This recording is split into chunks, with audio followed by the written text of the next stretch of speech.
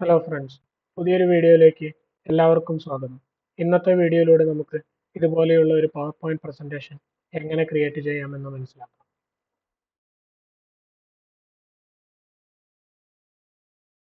ആദ്യം തന്നെ നമുക്ക് പുതിയൊരു സ്ലൈഡ് ആഡ് ചെയ്യാം. ഇനി അതിലേക്ക് കുറച്ച് ഷേപ്സ്, ഇതുപോലെയുള്ള കുറച്ച് ഷേപ്സ് നമുക്ക് വരച്ചു നൽകാം. ഞാനിവിടെ ഈ റൗണ്ടഡ് റെക്റ്റാങ്കിൾ സെലക്ട് ചെയ്ത് ഇവിടെ ഷേപ്പുകൾ വരച്ചു നൽകുകയാണ്.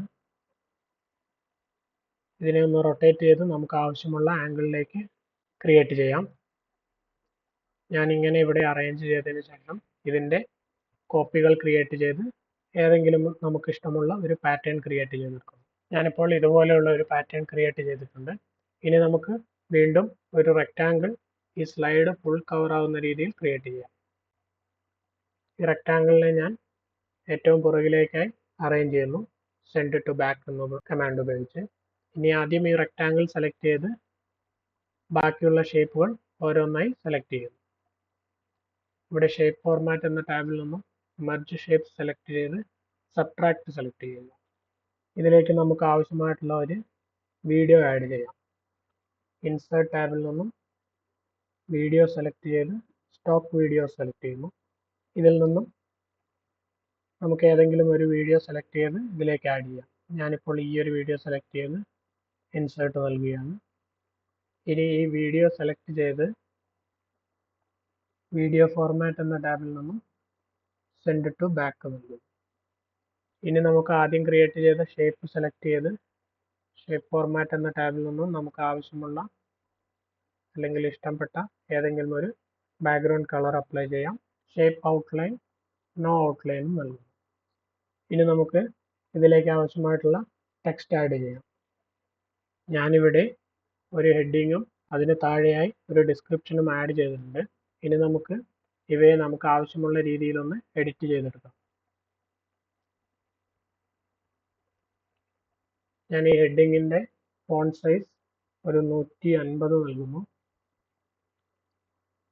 അതോടൊപ്പം തന്നെ അതിൻ്റെ കളർ ഒരു ഗ്രീനും നൽകുന്നു. നമ്മുടെ ഈ ഡിസ്ക്രിപ്ഷന് ചുറ്റുമായി ഒരു ബാക്ക്ഗ്രൗണ്ട് റെക്റ്റാങ്കിൾ വരച്ച് നൽകി അതിൻ്റെ വിസിബിലിറ്റി അതിനെയും കൂടി ഒന്ന് കുറച്ച് മനോഹരമാക്കിയെടുക്കാം. ഷേപ്പിൽ ഞാൻ ഒരു വൈറ്റ് കളർ സെലക്ട് ചെയ്യുന്നു. Shape outline no outline select ചെയ്യുന്നു. ഇതിൽ റൈറ്റ് ക്ലിക്ക് ചെയ്ത് ഫോർമാറ്റ് ഷേപ്പ് സെലക്ട് ചെയ്ത് ഇതിൻ്റെ ട്രാൻസ്പെറൻസി ഒരല്പം ഇൻക്രീസ് ചെയ്യുന്നു. അതോടൊപ്പം തന്നെ സെൻഡ് ബാക്ക്വേർഡ് എന്നുള്ള ഓപ്ഷനും ഉപയോഗിക്കും. ഇനി നമുക്ക് ഇതിനൊരല്പം ഷാഡോ നൽകാം. നമുക്ക് ഇഷ്ടമുള്ള ഏതെങ്കിലും ഒരു പ്രീസെറ്റ് സെലക്ട് ചെയ്ത് അതിൻ്റെ കളർ ഏത് വേണമെങ്കിലും സെലക്ട് ചെയ്യാം. ഇവിടെ നിന്നും അതിൻ്റെ ബ്ലർ ഇൻക്രീസ് ചെയ്യാം. ഇനി നമുക്ക് ഈ ഹെഡിങ്ങിലെ ലെറ്റേഴ്സിന് വേണമെങ്കിൽ ഒരു ഷാഡോ നൽകാം. ഞാനിപ്പോൾ അതിൻ്റെ കളർ ബ്ലാക്ക് സെലക്ട് ചെയ്യുന്നു. പ്രീസെറ്റ് നമുക്ക് ഔട്ടർ വേണോ ഇന്നർ വേണോ എന്നുള്ളത് നമ്മുടെ ഇഷ്ടാനുസരണം സെലക്ട് ചെയ്യാവുന്നതാണ്. നമ്മുടെ ഈ ഹെഡിങ്ങിനും അതുപോലെ തന്നെ ഈ ഡിസ്ക്രിപ്ഷനും വേണമെങ്കിൽ ഒരു ആനിമേഷൻ നൽകാം. അതിനായി ഈ ടെക്സ്റ്റ് ബോക്സ് സെലക്ട് ചെയ്ത് അനിമേഷൻസ് എന്ന ടാബിൽ നിന്നും ഫ്ലൈ ഇൻ സെലക്ട് ചെയ്യുന്നു. ഞാൻ എഫക്റ്റ് ഓപ്ഷൻ ഫ്രം ലെഫ്റ്റ് നൽകുന്നു.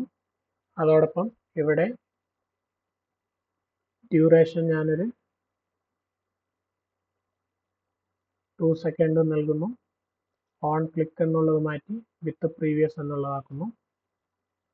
ഇവിടെ ആനിമേഷൻ പെയിൻ ക്ലിക്ക് ചെയ്ത് നമ്മുടെ ഈ ആനിമേഷൻ ഡബിൾ ക്ലിക്ക് ചെയ്ത് അതിൻ്റെ പ്രോപ്പർട്ടീസ് ഒന്ന് ഓപ്പൺ ചെയ്ത് ബൗൺസ് ആൻഡ് ഒരു 1.3 സെക്കൻഡോളം നൽകുന്നു. ഓക്കെ ക്ലിക്ക് ചെയ്യാം.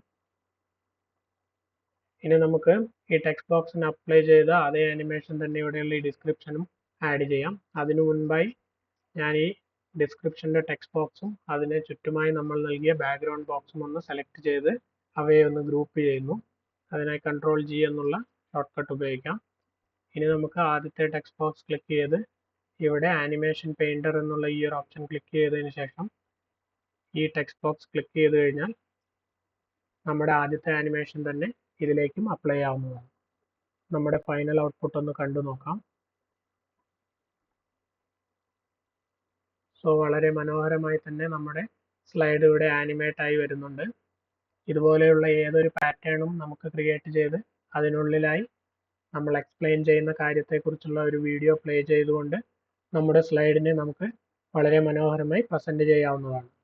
ഈ വീഡിയോ നിങ്ങൾക്ക് എല്ലാവർക്കും ഇഷ്ടമായി എന്ന് വിചാരിക്കുന്നു. തുടർന്നും ഇതുപോലുള്ള വീഡിയോസ് ലഭിക്കുന്നതിനായി ഈ ചാനൽ ലൈക്ക് ചെയ്യുക, ഷെയർ ചെയ്യുക, സബ്സ്ക്രൈബ് ചെയ്യുക. മറ്റൊരു വീഡിയോയുമായി വീണ്ടും കാണാം. Thank you.